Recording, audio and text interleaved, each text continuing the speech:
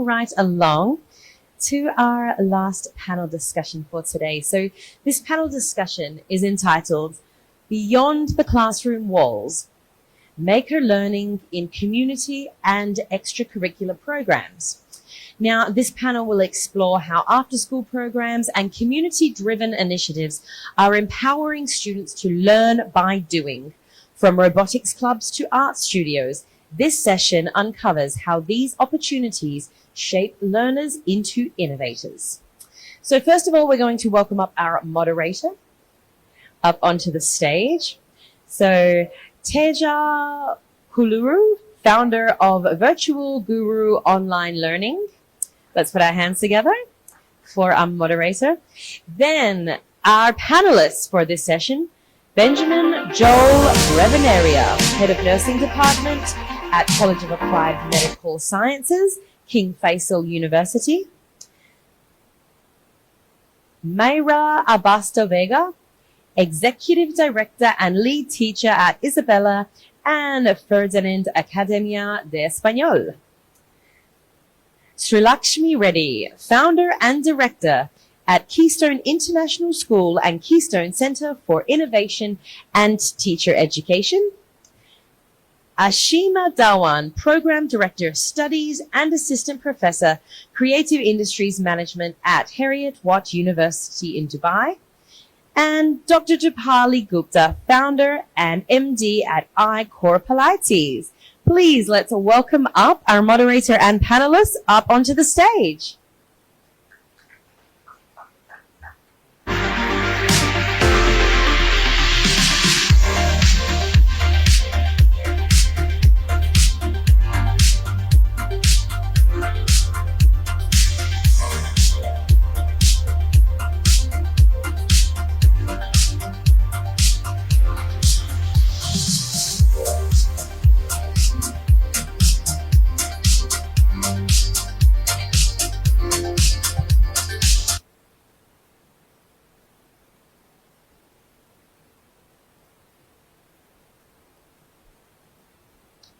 All right, good evening, everyone. I know it's been a long day, a long, exciting day, I presume. I've been here for a few panels and I think it's been fabulous, some great insights. So this one, I'm told, is the last of the panel for the day. So I'm sure most of you are tired, but welcome to this. We'll be talking about how we can go beyond the classroom walls. And if you've been here since morning, you probably have heard a lot of people talk about AI, technology, and how tech is taking over schools and early education. But with all of this happening, we have a lovely panel here to talk about how some of those important skills or life skills that we talk about, like I travel around the world coaching leaders in over 75 organizations. And what are the topics I'm coaching these leaders on? Listening skills, empathy, trusting people. These are some of the things that probably should have been taught at home at best or schools, right? So what can we do in the world of AI and technology to take learning beyond the classroom is what we'll perhaps talk about today.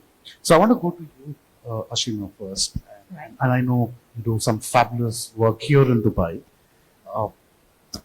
What is maker learning according to you, and how does these communities work? Thanks a lot, Teja. I'm going to quote Professor Lawrence if he's here somewhere. Lawrence. I think it's all going to be about shifting and flipping the classroom. That's point one. Point two, making sure that your learners are able to think. And that's the most important thing. Amidst AI and robotics and VR and technology, we have a lot that can take care of menial work and the admin work. I think a maker learner is definitely going to be someone over here, perhaps all of us, who can just make sure that we are able to make ourselves learners first. If we are able to empathize, put ourselves into the shoes of a learner, we will be able to make a learner. That's what I think is a maker learner. Absolutely. I think taking learning beyond the classroom where Absolutely. they're connecting with each other. And I know talking about taking learning beyond the classroom, Dr. Dipali, I know you run a lot of communities with something fascinating like Pilates. What are your thoughts? How do you think a maker learning community is important for children today beyond the classroom? Thank you for this question, Teja. I believe when you're talking about great learning environment, it is very important to involve both the left brain and the right brain. The right brain is responsible for your emotional connection and your innovation and creativity. And we are here focusing only on the left brain. That is your structured thinking, your steps, your processes, your logical reasoning, right? And are we fair over here? Are we? I don't think so. We should involve our both hemisphere, that is your right and the left. And that's where I'm coming from when I say that we need an involvement of the entire brain. And not only that, we need all the five senses. I'm sure we can't involve our smell and taste, but then the other senses needs to be involved so that we can create a transformative learning experience, an experience which can last longer. Research suggests if you do a 2D training, the training that only activates your left brain, it retains only 20 to 30%. But then when you activate and when you involve your students into a lived experience where there is a greater sense of felt, deeper sense, where they are involved with their entire brain and all the five senses, where they are able to create, they're able to flow, they're able to innovate, that's where they get the right stage to learn it fully so that they can retain it to a level wherein they can apply it to any space. Because why do we learn? We learn to apply what we have learned to our real life world, right? We don't just learn to keep it to ourselves. So it's very important that, and it's high time that we make learning interesting in terms of colorful flip charts, in terms of lived experience, where we are having people involved practically into what they are learning. That's where successful stages are, I believe. Thank you. Wow, thank you. I think your energy is infectious already. But I Thank hear you. you. So it's about involving people. It's about activities. I know, Benjamin, you do a lot of work in Saudi Arabia as well with respect to education. What has been your experience of taking learning beyond the classroom in terms of activities, communities? How is it different for you? Thank you for that question. Since I am currently working in a service profession, which is in healthcare and in a nursing school, especially, I mean, we are a very service-oriented profession. There are many multidimensional ways on how to really think beyond on how are you going to create that makerspace.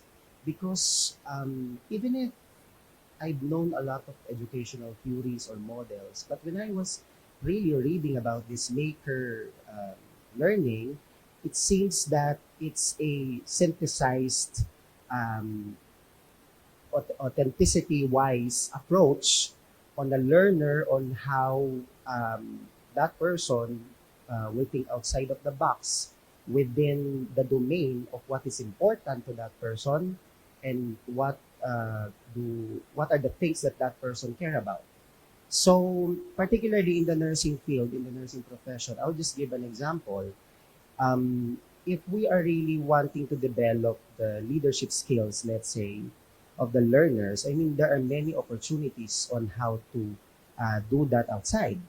Like it can be a maker space of really letting the students to engage in different types of presentation, like the simple Pecha Kucha presentation, like involving pictures that are important to them, that matters to them, and just by that simple 20 slides presentation with 20 pictures that are important to them or something that resonates within their life, for example, it can actually activate many different skill sets. Aside from presentation, public speaking, creative thinking, organization of thoughts, and probably creating a series of pictures that creates into a cohesive form of stories. So there are so many. I mean, probably another one because we are in service is actually service learning. And just like the concept of this maker space, if we ask the students, for example, what are your advocacies? Because typically, when you are developing learners or nursing students, we are also developing future leaders and future nurse leaders. And if you really want to leverage their knowledge and skills in many different aspects, it can be in terms of advocacy, it can be in terms of collaboration, it can be, as I mentioned a while ago, leadership. And if we talk about what's the trend now, I mean, not only in nursing, but in many different professions, is actually our involvement in sustainable development goals. So how can you activate that maker space for them to think of an advocacy that matters for them? So it's open. It's an open space. What matters to me as a learner? If what matters to me is serving vulnerable populations, so definitely I will be engaged in opportunities outside, but through service learning, um, through activities like, for example, Meals on Wheels, or maybe just like with our students, because one of the curricular threads from my experience in our program is actually service.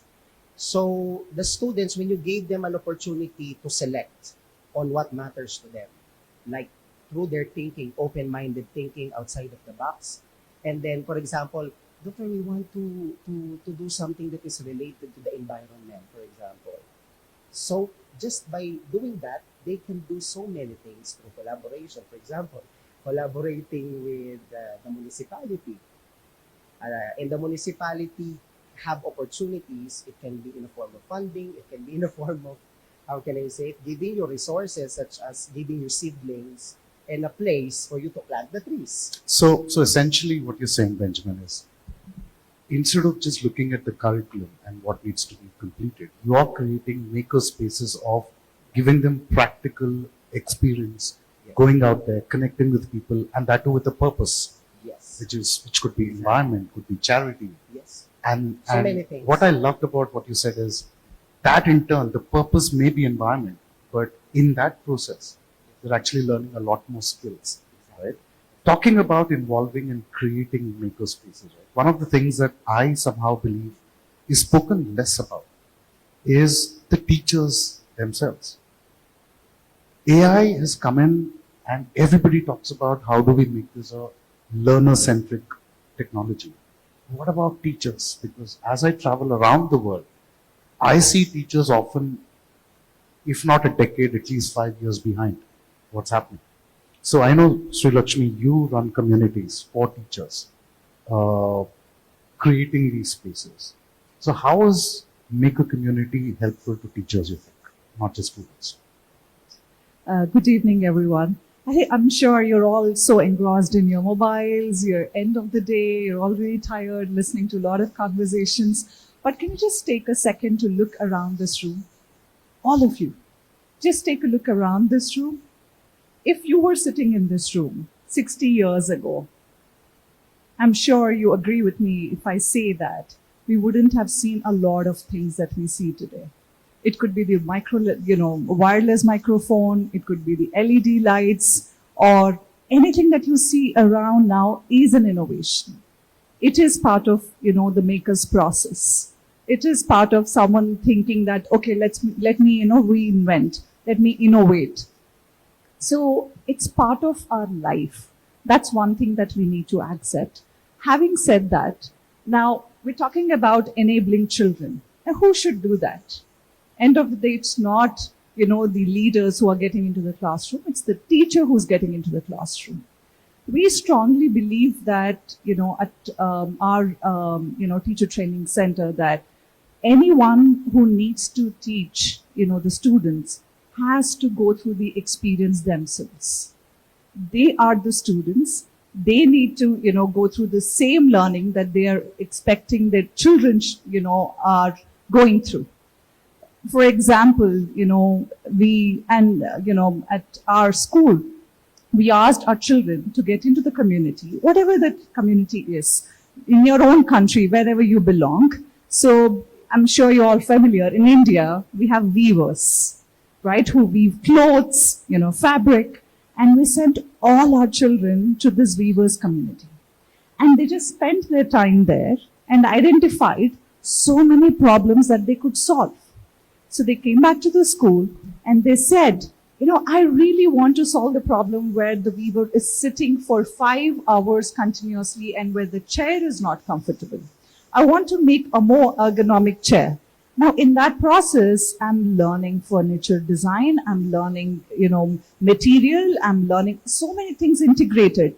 But am I expecting a great, IKEA-made product out of this student? Not really.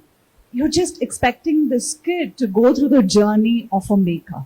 And how do you do that? Is the teacher, already a designer who's worked in an architecture firm? No. This is a teacher who's also learning along with the student. So they're all learning together.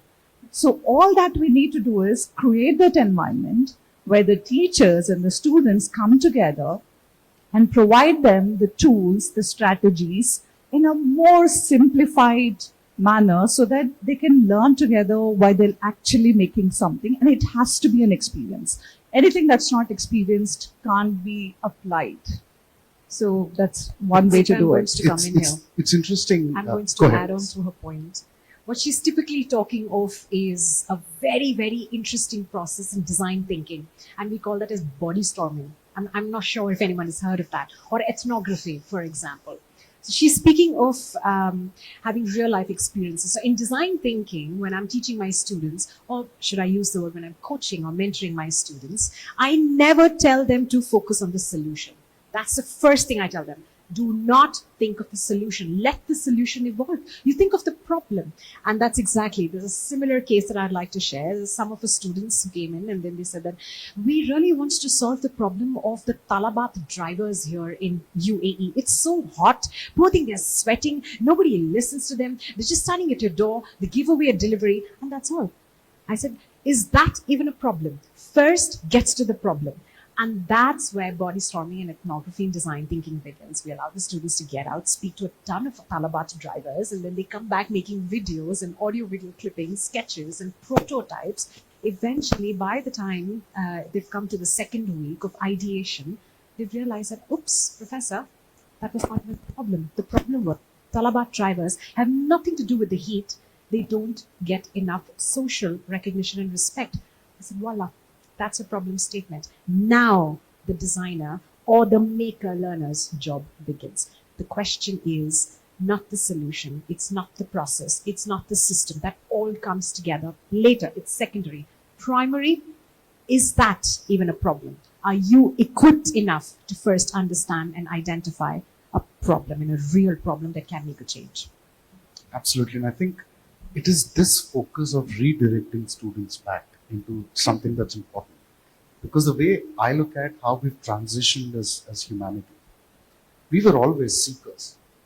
Somewhere in the early 70s, or maybe even with the Industrial Revolution, we've become solution finders.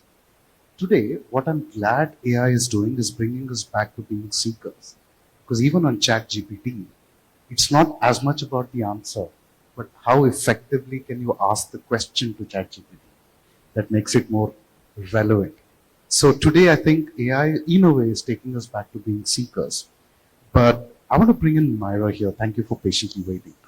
We're talking about these partnerships. We're talking about how you can, Sri Lakshmi had a great example of how she took the students to weavers. But do you think there is a benefit in schools interacting with other communities? Or should schools be creating their own? What are your thoughts?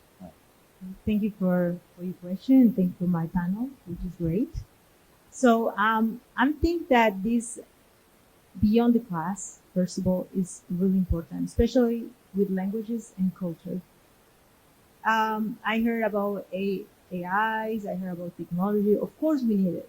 But in terms of activities and community, we need to create a space, especially for the kids, to be involved. languages come with this community, speaking, playing, and even for adults. So in my experience, I have almost 480 kids around Washington, D.C., Virginia, Maryland. And I notice when they are beyond the school, because we have like after schools, they're so excited to be with their friends that you cannot imagine, especially after the pandemic. So we need that. We need technology, we need instructions, but also we need, as a teacher, to coach them how to act with others and how to be involved in that community. In terms of language, French, Spanish, or whatever language you want to say, we need that. We don't. We need to create this environment. It's really essential for the kids, especially. I love that. In fact, I was talking to somebody who runs this international school in India. I really like the way he put this together. He said, I work with AI and AI. I'm like, what's the second AI? So he says, I use artificial intelligence to make my operations better, my transactions effective, my teachers empowered. And I use ancient intelligence, the other AI, to go back to the traditional way of teaching kids, which is the touch, feel, the kinesthetic, the VAT that we keep talking about. So it's brilliant how you bring in that as well, Myra, in terms of the connect that you're talking between students and teachers. Ashima, because ever since you said Talabat and your example, I'm just curious now to come back to that. How do you look? This is a fast-paced world. Parents are constantly telling kids that they should focus on a certificate, a degree, a job, and salary, and settling down in life. And so, how do you therefore bring in parents to encourage them? Because 50% or maybe 60% of what a child is focusing on in education also comes from home. In fact, they say the world's best university is the dinner table at home. Right? So true. So how do you encourage students to go beyond just the curriculum, beyond the degrees, beyond the jobs, and focus on these life skills? How are you doing that with your role and what you do here in Dubai? Such a brilliant question. I'm not a parent yet, and I hope to have a lovely child one day. A naughty one, I must say. Parents are so important. And Sri Lakshmi, you mentioned that who are the ones who are there in the classroom? It's us, it's the educators. Oh, but let's not forget that they're 80% of their times with us, but the rest of the times are back at home, the dinner table, or that could be, sitting with mama, or listening to a lullaby, or watching TV with papa. I'm going to come in points because professors, occupational hazards, we speak in point. Point number 1, 2, and 3. Okay. Point number 1, parents observe. That's very important. Do not chart out a map up until, well, if I may sound conservative, until the 10th grade. Let them dive into the mathematics and the biology, the sociology, history, geography. Let them get their basics and fundamentals right. Points number 2, talk to them about everything that's happening on the news channel. I mean, what's happening in Canada, or what's happening in America, what's happening down in Brazil, what's happening in India. I think those conversations are really going to take them ahead. The more aware they are, the better they'll be able to hold conversations with the right people. Third, send them to tuitions if they require, but I think send them to karate, send them to judo, send them to kickboxing. Or Pilates. Yeah, Pilates. Right. Oh yeah, Pilates. We've got that. That's going to be very important, is because that alignment is going to allow them to build discipline, show up. That's very important. Show up anywhere. Let them commit to things, but that's what they're passionate about. The fourth thing that what I can say is, as a professor, what we do is we speak to parents. We ask them, what are their aspirations? What do they want to see their child become? And just this morning, when a lot of people out there were saying, oh, Ashima, you're so late to the conference, what happened? I was speaking to a parent, and the parent asked me, I want my child to become something in aviation. I see so much money there. I see so much focus and so much. I'm like, oh, okay, money and focus and success. Does your child want to be there in aviation? And I looked at him, and he was like, I actually want to become a designer for interiors, and I want to be related to doing something in yachts. And I looked back at the parent. I was like, so did you know that your son is passionate about yachts? I think observing and listening. It's going to be everything from what they're watching on Netflix, what they're doing on Instagram, what posts they're liking. Be a part of your child's life. And we're dealing with Gen Zs. I mean, by the time I think I have a child, I don't really think so. My child's going to call me mama. He's like, ma, hey, Ash. Probably. You never know. So very important, I think, as a parent, talking, observing, and being a part of their life. 3 very, very important things. Awesome. I love that. In Amazing. fact, I remember one of my friend's young 5-year-old daughter once told me, Teja, I'm not a maths person. And in my head, I'm thinking, you're not even a full person yet, right? But you're so clear already that you're not. But do parents notice? I hear. Benjamin, you wanted to say something to that. No, I'm just really amazed with those powerful statements because how I wish, I mean, a lot of parents can hear that because since we're talking about that maker space, it needs to start also from home with the parents and really giving an opportunity for the kid or for the child to have the opportunity to make decisions or to express themselves, what they want. So it kind of resonated with me actually on a personal level. That's why I really appreciate Thanks. that. I think a lot of us are speaking out of our personal experience, right? Absolutely. In fact, May I add an yes, example to that? So there is this student who's come out of Ivy League schools, who's come out of international school, who's gone through a great journey of, academics. And this is a real-time person. I just can't take the person's name though. So he's applied, for the job. He's worked briefly, with, a software company, and then he's applied at Apple with 5 years of experience and a great academic, performance, from these schools. So at the interview, this is at Apple company. The one question that this, person has faced at, can you tell us something creative that you have done in the last 10 years? Okay, last 4 years, maybe I can quote based from, the companies that I worked at.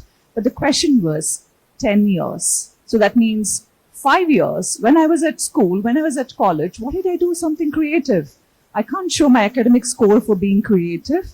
I need to actually do something. And that's where I feel the need for, the parents and the students to understand. Think what is needed after 12th, not what is needed while I'm in, 12th, what is needed while I'm in school.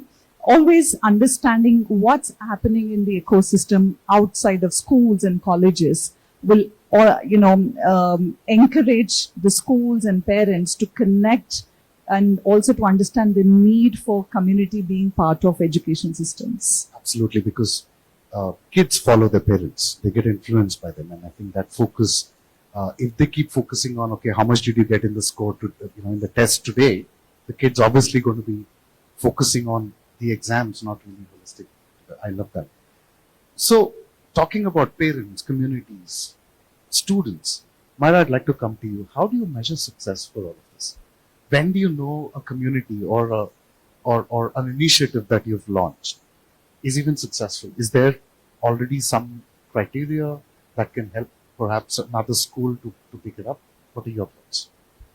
Well, I'm thinking about all the examples that I can just tell the audience, and it's really hard to have the whole community involved because we have different objectives, different things different activities, different thoughts. So we started, in my experience, we started with a little community, and then little by little we expanded, not because of the social medias, it's because of us.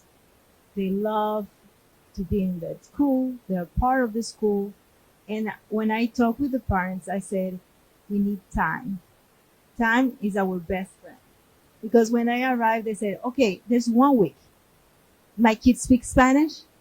And I was looking at him and said, how? I've been learning French for 40 years and I'm still learning.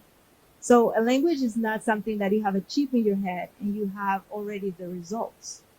And I think we need to understand and we need to think about that. All this technology is they're so fast that I'm afraid, kids are afraid, everybody's afraid, and we need to have a process to start it to think about it. So a community is difficult. So create a community will take time, especially after the pandemic. And we had a blast during those years that we can have more than 480 students because we were in shock after COVID. The kids were anxious. So it was a big transition for us. But I think the way that we need to think is time. We need to have the time. We need to have the time for good results. Love that response. Thank you. Time. Oh my God. That probably is the right answer for so many things in our life, including our relationships. But Ashima, I know you do quite a lot of work in this field as well. Absolutely. And I know you wanted to say something as well. I'm by nature a very outcome oriented person. For me, I need to calculate, I need to measure, I need to know the outcome. And that I think just comes with the profession and the way we're built. I was in Kenya for a vacation about a year back, and there was a young couple, and they had a child. And I was much impressed because while I was jumping around like a child, looking outside, at the live hunt and looking at the lions and the tigers and the zebras, I couldn't help but notice this child sitting right next to me, and he was on his mobile phone looking at things that looked like graphs and charts, and they kept changing. And I just asked him that, hey, what are you looking at? I'm into stocks. Hold on there. Stocks. How old are you? I'm in the 7th grade. Okay. What I really appreciate about the child was not about the fact that the child told me that, by the time I'm 18, I'm going to buy a house for myself. I've already invested these many dirhams in this stock. Was the ability of the child to take the conversation, author it, with authority, command it, and convince you. Now, there's a beautiful dialogue happening between a 40-year-old woman and a child is in the 7th grade telling me that this is how I am going to do.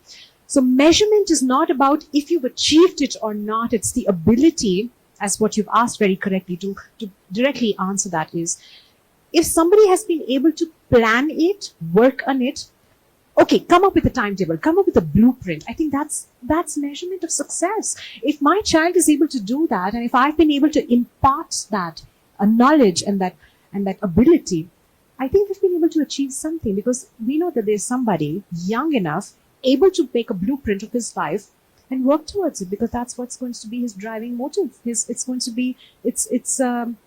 think it's a story in itself, right? Just to be able to just hold that conversation, author it, with authority, command it, and tell it. I mean, it just shows the child's or the person's thought process. I love that. In fact, that reminds me, a few years ago, this was almost 8 years ago, we did a project for Microsoft in India.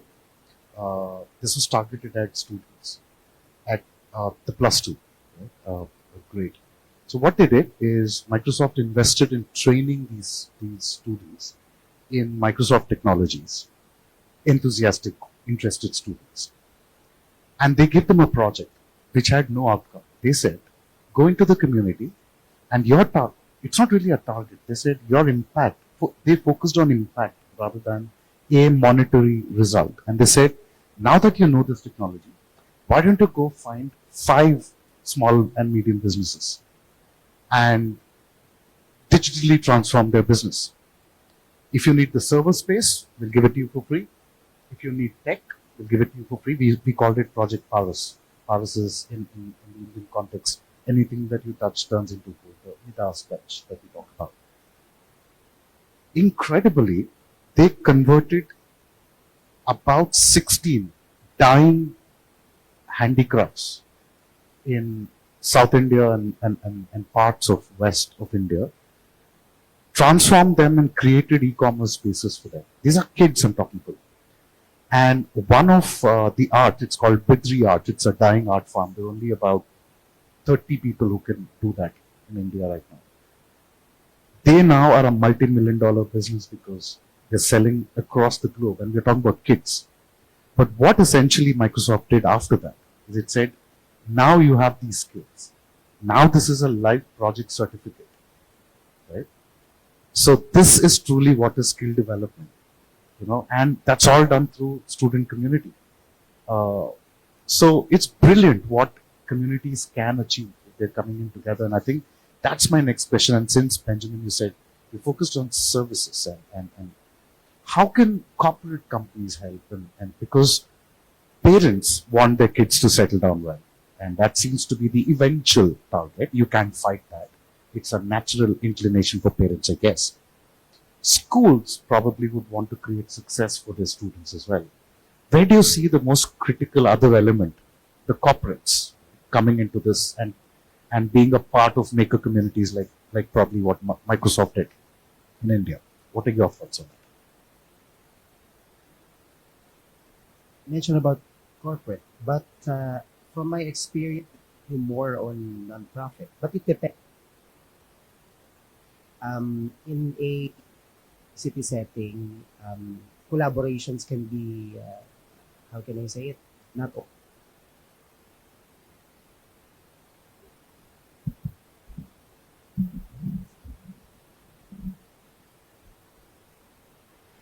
Just like what I mentioned, it depends, but there are so many opportunities. For example, if you want like private organizations or businesses, for example, to be involved, of course, it's very important. But number one factor is funding, right? So from my experience in my organization, we were funded million, like a huge amount of money just recently, but it is really geared into the direction of technology.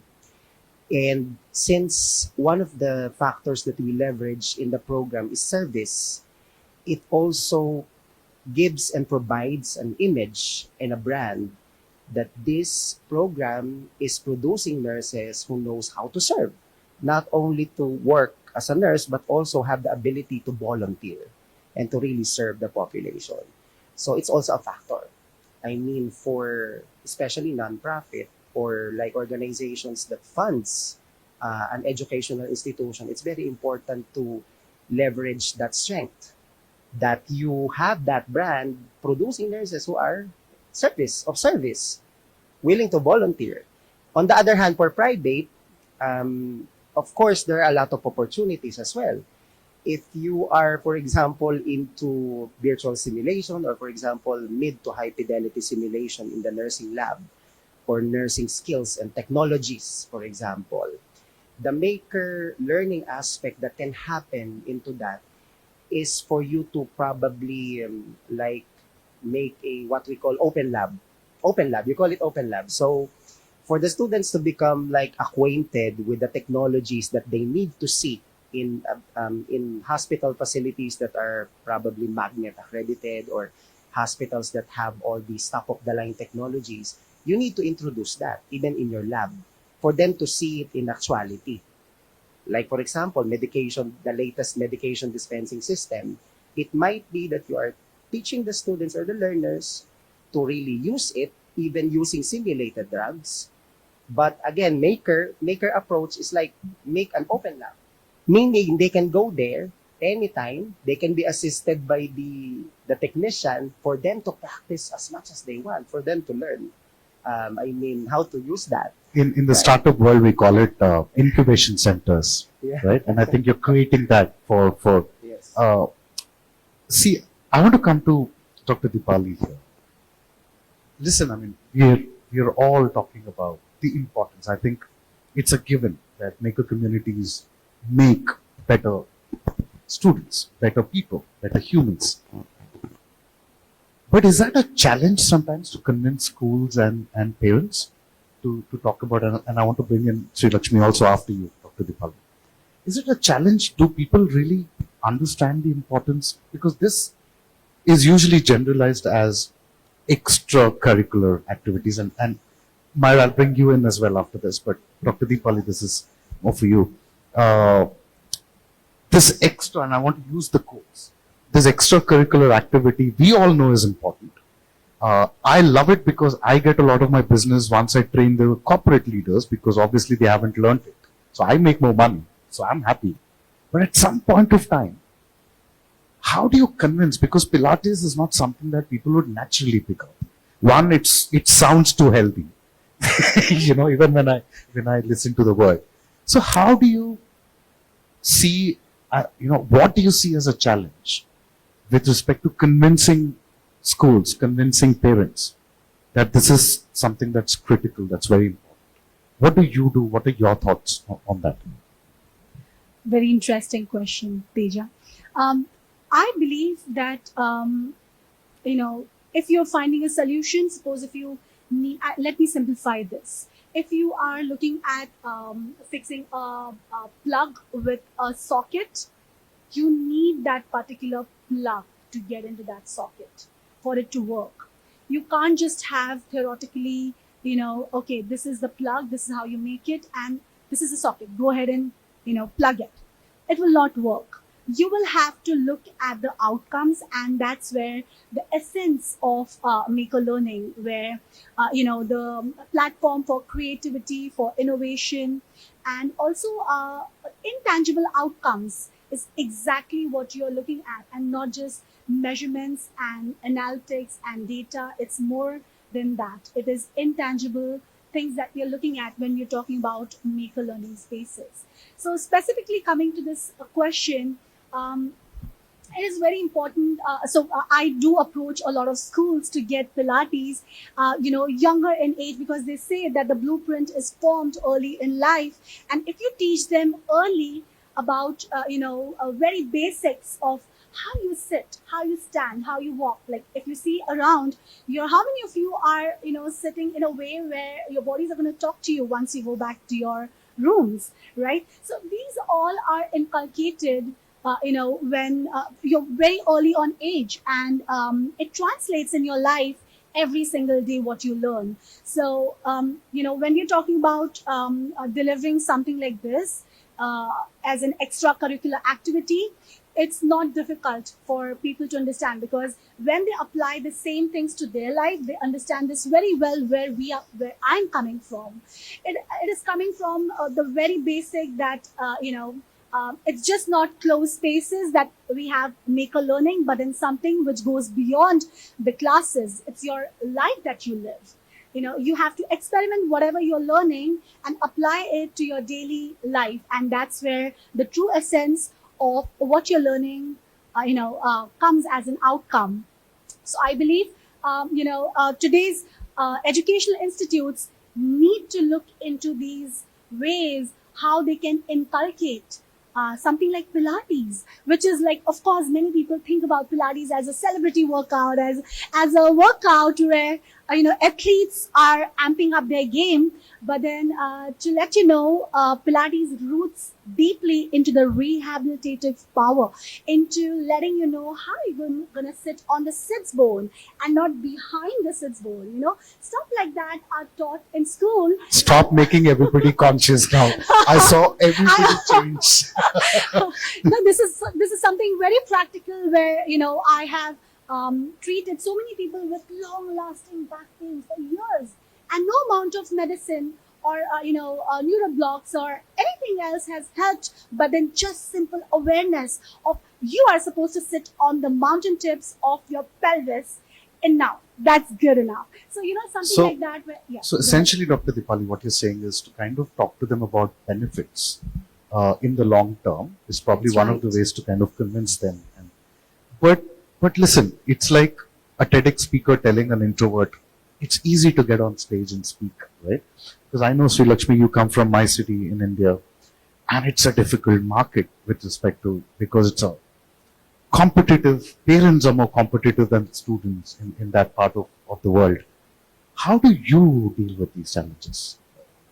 How do you convince people to believe that this is important? So let's first remove that extra and replace it with main. So that's, the most important aspect. And I was just talking to one of the educators in the room who's, from Singapore, and we were discussing what's the pain point, in the education system. So it was, again, the conversation came back to, the teacher moving from one school to the other, or so irrespective of whether you're from India or you're Singapore or it's in the US, the problem of how do we equip the teachers ultimately who are the ones who is going to work with children? And so I'd like to mention two very specific points on how do we really make this possible and make all of this as a main component, main activity within the school. So one big challenge is empathy. And when we first started our organization, we wanted our kids to identify problems and then solve these problems. The biggest problem was finding a problem. That's what Ashima Trust me, was saying. finding a problem is the biggest problem because there is no empathy. Most of the time, empathy is confused with sympathy. What we do is show sympathy and think, I'm, empathetic. No. Empathy is putting yourself in someone's shoe and understanding what it actually is. One example where one of our, student group has gone to blind school. They said, we want to do this for them, we want to do that for them, and say like, this will be a crazy idea. And then we had to give them 2 weeks to understand what empathy is. Empathy is making them do what they need, not what you think is needed. So in the same way, for teachers, we always want our teachers to do what we think, they should be doing, rather understand what is that this teacher needs in order to equip the students. So if we just flip that mindset, there will be a lot of change in the education system. So the reason why I was smiling when you were saying that, Sri Lakshmi, is just next door we have the CXO conference, and talk to any startup community and they'll say one of the major reasons why startups fail today is because of the fact that they don't get their ideas validated. Right? And what it seems to me you're all saying here is teaching students how to identify the problem seems to be the bigger problem here. And that's where maker communities can give them those simulators, incubation centers early. But I see the connection perhaps why startups fail is because they never learned how to identify the problem in the first place in school. And now they struggle.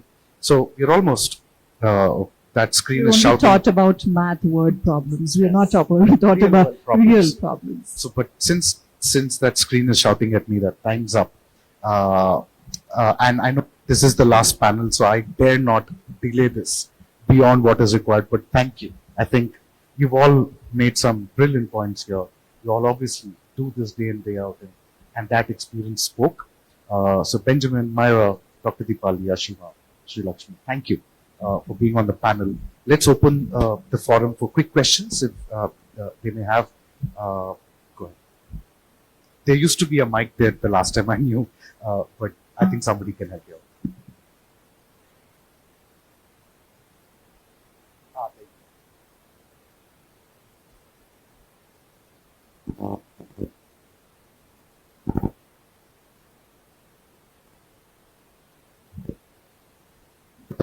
Yeah, why don't you take this mic, please? Come along. Ashima, thank you. Go ahead, please. Thank you so much for the wonderful insights. I have a question for Teja, Mr. Teja. So, with your extensive experience in developing virtual learning platforms, what innovative strategies and tools do you believe are most effective in creating a scalable yet highly engaging online program for K-12 students, particularly in fostering sustained attention, motivation, and active participation in digital-first learning environment? Thank you. Okay. Lot of fancy words in that question, but I'll keep it simple, and that's the answer. Keep it simple, right? Today, anybody who's burnt their hands in tech, right, or anybody who's developed anything using technology, they would tell you that the possibilities are limitless when you get into technology. There is nothing technology, of course, nothing is too extreme. There is mostly nothing that technology can't build for you today, as long as you know why you're building what you're building. So I again go back to keep it simple. Make it back to what Ashima was saying, goes back to what Lakshmi was saying. who are you building this? Are you in service of your audience or are you in service of yourself? When I'm in service of myself, I'm building products that make me more money. And guess what? These are the products that don't sell. But when I'm in service of my learner, my user, my customer, then I'm building products that are sustained, that require lesser marketing budgets because people love it, which means they talk about it, you go viral. So instead of listing out a few technologies, what I see is lack of design thinking, lack of empathy, Sri Lakshmi spoke, lack of focus on the service and the community that Benjamin spoke about. So I would go back in one word, keep it simple. Can I just do a follow-up to that? Hi. I enjoyed your talk. I really want to know if any one of you, this question sort of appeals to, pops out to, along the lines of, did you identify an actual problem? And with startups, the idea of, was the problem validated? Did y'all ever experience a student or a group of students who identified something, they worked on something, they made a project, and then they were stoked to use their own thing? Like they created their own viral moment for themselves, that wasn't just for someone else, but like they couldn't wait to get their hands on their own product. I can take that. So a few years ago, India cancelled a few banknotes. We called it demonetization. Right? It was huge. Everybody got impacted. Imagine 2 or 3 of your in-service currencies are no longer valid overnight.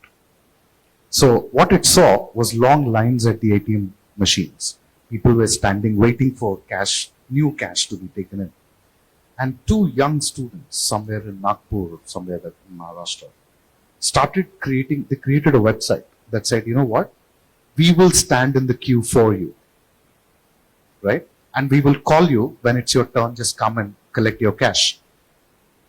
They pivoted that very soon into saying, we'll also tell you which ATMs in their city actually have available cash so that you don't have to work. Eventually, that came into 10-minute delivery. So now they've pivoted even further to become a multi-million business of delivering what we call hyperlocal deliveries. And this was started by 2 students. So it does happen. And when I happened to interview them in one of my podcasts, and I asked them, what made you do this? I said, we were under immense pressure to do something because a lot of our student groups were already building startups and we didn't. And we were constantly looking for problems to solve rather than things to build, right? Because once you know which problem to solve, there are 10,000 tech professionals in India that can help you build something for that. But I think identifying the problem, I think that's an example that I can. Thank you. I'd like to add something to that. I'm going to ask everyone to please get their hands on this book, Jugaad. I don't know if you've heard of it. Jugaad comes from the word make do, in the moment. And it's a very typical word in India. Another example is, when you're standing on the streets over there and there's hustling and bustling and the cows are coming and the dogs are coming and you're having a nice pani puri perhaps, you'll actually see a lot of things happening around simultaneously and problems are everywhere. You just need an eye. I think just an eye for detail to find it. And he gave a brilliant example. I've got one more to share. Just a while back, I was speaking to a student and he said that I really wanted to do something and I want to start something of my own. He goes back and then he realizes that all the problems that he had identified, there was something already there in the market. And he was immensely wooed by luxury market and he just wanted to own that next Louis Vuitton, the Chanel or the Prada. And he just happened to strike a conversation over lunch and there were 2 other ladies sitting over there. And they run a brilliant firm over here. They have changed the story. Remember when you made those 2 air quotes, extracurricular, flip, I think I'm just using hashtag flip from Lawrence's word, that seems to be the word of the day. Just change the story, reposition the word. They said that I would not be able to use somebody else's second-hand clothing. They changed the story over here and they're doing brilliantly. And then they said, pre-loved luxury goods. That's branding. That's positioning. That's convincing. You need to have a story. And that's what's missing in a lot of startups today. The problems are just the same. I mean, what an Apple is doing is what Samsung is doing. It's the story that needs to connect. So I'm going to use the word flip it, position it, brand it, convince it, and your keywords to go about it is just change the story. Just to say it with beauty. And tell the kids it's okay if that idea is already there. Yeah. They can always be a better mousetrap. I go to that store, pre-loved luxury. I mean, I'd never think about going and using somebody else's bag or somebody else's shoe. But then it just struck to me. Okay, pre-loved. Why not? Great. Thank you. I think in the whole conversation, the beauty about the maker's environment is failure. You cannot fail in your exams. You cannot fail in your university. You cannot fail once you get a job. The cannot is the typical society thing, not that that's, my opinion about failure. But, what makers, you said, about students, making things happen, that allows them to fail so many times. And that's okay because you're making something and you fail and nobody questions you when it's the process of makers community. So that is one thing that you can, really provide your students. Thanks. I was so excited with what she said. I was almost grabbing the mic off her mouth. Anyway, We saw that. in the corporate, we call it, they use something called agile technologies. Agile. And one of the most important aspect of agile is to fail fast. Right? Imagine if they're failing fast in school, what they can achieve in life afterwards. Thank you. Thank you. Are there any other questions that we can answer? All right. Yeah. Thank you, everyone. Thank you I for think being it's such a been wonderful brilliant to be here. audience. Thank you as well.